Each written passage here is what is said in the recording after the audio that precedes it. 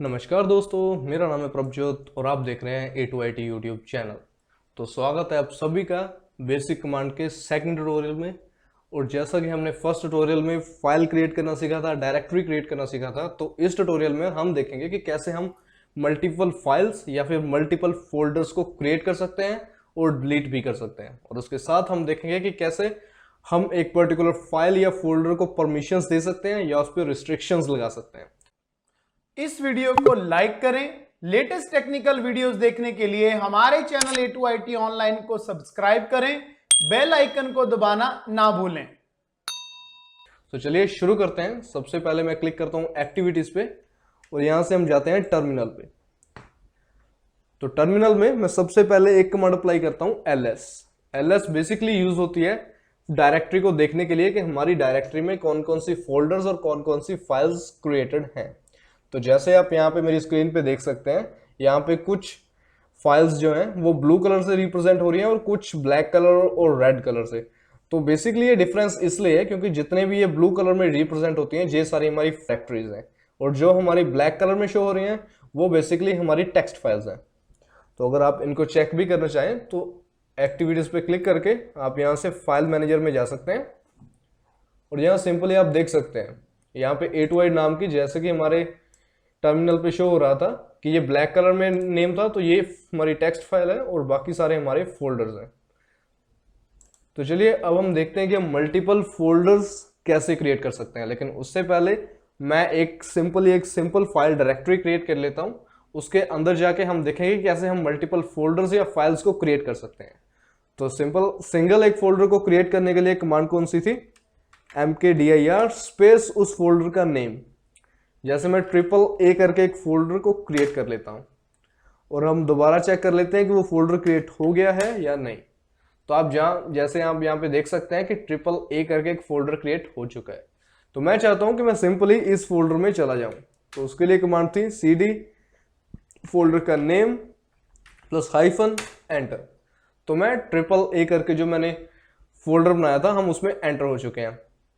और यहाँ पे हम देखेंगे कि हम मल्टीपल फोल्डर्स को कैसे क्रिएट कर सकते हैं। तो सबसे पहले मैं सेम mkdir लिखता हूँ और स्पेस यहाँ पे मैं फोल्डर्स के नेम मेंशन करूंगा।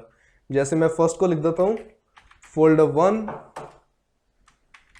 Folder 2, folder 3 and folder 4।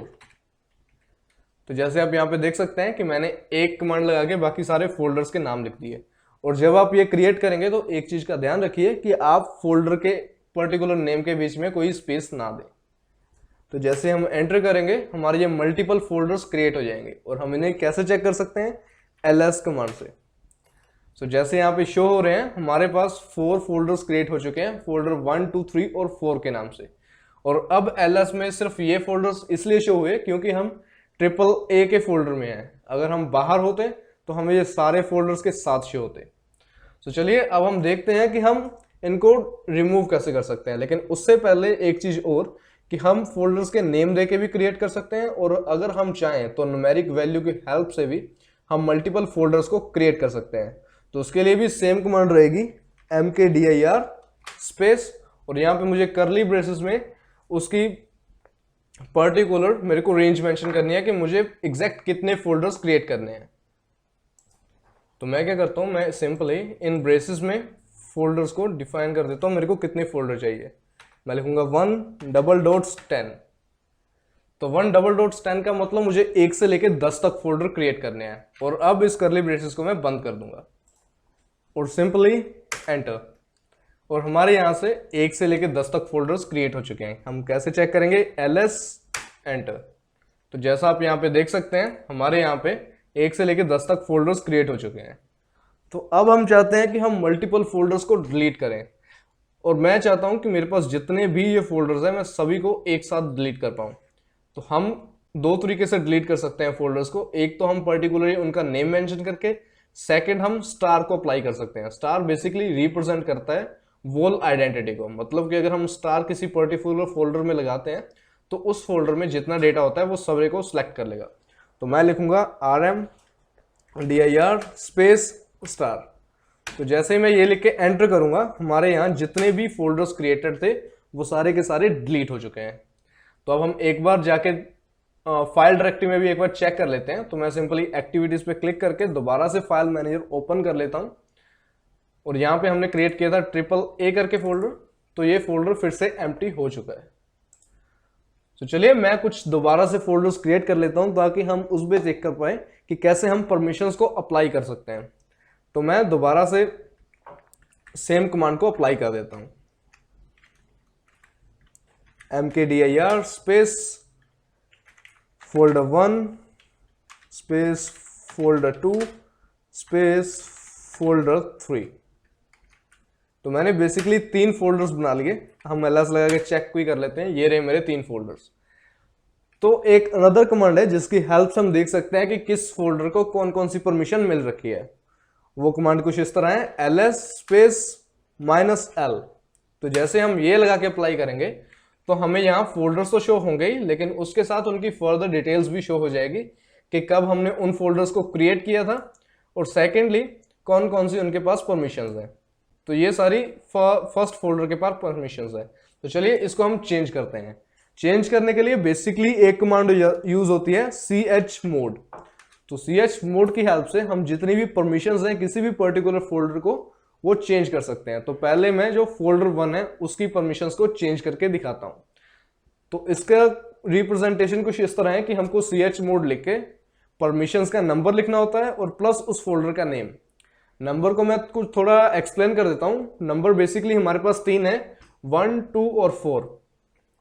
1 represent करता है एग्जीक्यूशन को, 2 रिप्रेजेंट करता है राइट को और 4 रिप्रेजेंट करता है रीड को।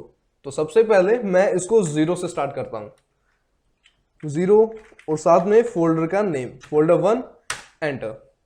अब देखते हैं कि क्या डिफरेंस आया पहले से फोल्डर 1 की परमिशंस में। तो जैसा कि आप यहाँ पे डी के साथ देख सकते हैं कि इस पास जितनी भी परमिशंस थी वो सारी कैंसिल हो चुकी हैं। अभी फोल्डर 1 के पास ना रीड की परमिशन है, ना राइट की और ना ही एग्जीक्यूशन की। तो चलिए अभी हम दोबारा से इसको रीड, राइट और एग्जीक्यूशन की परमिशन देते हैं। तो सबसे पहले मैं इसको सिर्फ एग्जीक्यूशन की परमिशन देता हूं। उसके लिए हम क्या कमांड लगाएंगे, chmod space 1 space folder name, enter. अभी हम दोबारा से चेक करते हैं कि क्या उसको परमिशंस मिल गई या नहीं।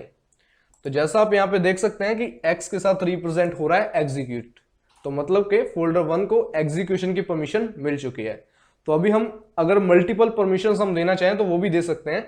जैसे मैं अप्लाई करता हूं chmod space 3 space folder name, तो 3 रिप्रेजेंट करेगा मल्टीपल परमिशन की। 1 यूज होता है एग्जीक्यूशन के लिए और 2 यूज होता है रीड के लिए। तो जैसे मैं 3 अप्लाई करूंगा तो हमारे फोल्डर 1 पे 2 परमिशंस अलाउ हो जाएंगी। तो अभी हम चेक करते हैं। तो जैसा आप यहां पे देख सकते हैं कि हमारे पास राइट की और एग्जीक्यूशन दोनों परमिशंस आ चुके हैं। और सेकेंडली आपको कुछ फोल्डर का जो इंटरफेस है उसका भी थोड़ा कलर आपको चेंज दिख रहा होगा। ये इसी की वजह से है क्योंकि इस पे पास अभी राइट और एग्जीक्यूशन दोनों परमिशंस हैं। अब मैं चाहता हूं कि हमारे जितने भी फोल्डर्स हैं उनके पास रीड, राइट और एग्जीक्यूशन तीनों परमिशंस हों। तो हम मल्टीपल फोल्डर्स को सेम टाइम पे भी परमिशन दे सकते हैं। तो मैं उसके लिए अप्लाई करूंगा chmod स्पेस, अब मैं यहां लिखूंगा 7 क्यों, क्योंकि 7 में जो 4 है वो यूज होता है रीड के लिए, 2 यूज होता है राइट के लिए और 1 यूज होता है एग्जीक्यूशन के लिए। तो मैं 7 लिख के स्पेस यहां पे लिख दूंगा स्टार, ताकि वो जितने भी फोल्डर्स अवेलेबल हैं इस डायरेक्टरी में उनको सिलेक्ट कर ले। तो मैं एंटर करके अब चेक करते हैं कि क्या चेंजेस आए। तो जैसा आप यहां पे देख सकते हैं कि तीनों फोल्डर्स को रीड, राइट और एग्जीक्यूशन तीनों परमिशंस मिल चुके हैं। तो इस तरह से हम जो परमिशंस हैं उनको मॉडिफाई कर सकते हैं with the help of terminal. आज के लिए इतना ही, मिलते हैं अगले ट्यूटोरियल में, तब तक के लिए गुड बाय। इस वीडियो को लाइक करें। लेटेस्ट टेक्निकल वीडियोस देखने के लिए हमारे चैनल A2IT ऑनलाइन को सब्सक्राइब करें। बेल आइकन को दबाना ना भूलें।